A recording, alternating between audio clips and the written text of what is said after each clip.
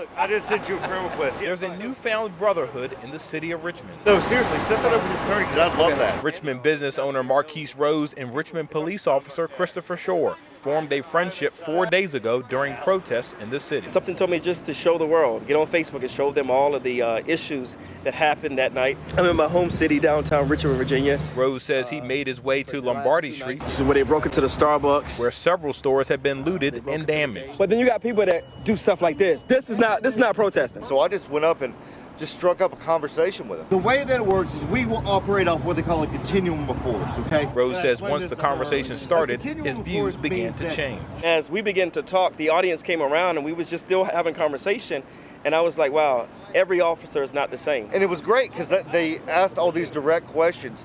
What our use of force policy was, what restraining techniques we use. His video, recorded on Facebook Live, reached thousands of people and was shared hundreds of times. We already don't do chokeholds.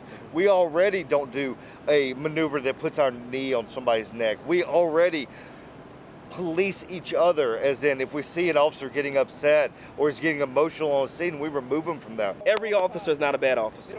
And I want people to know that, whether they're black, white, Hispanic, whatever color, but at the same time, there are some bad officers out there. And those officers need to be identified, removed from the streets, or as we say, retrain officers with people like Officer Shore hopefully can train them. Both men want the community to know that it's possible for police and the people they serve to communicate and understand one another better. We need more brotherhood. Absolutely. And I know he's a Caucasian male and I'm an African-American male, but the community starts here. It's not about color, and that's what we need today.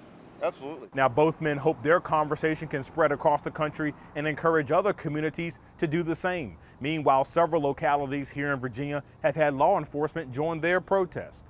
Working for you tonight in Richmond, I'm Matthew Foltz, CBS 6 News.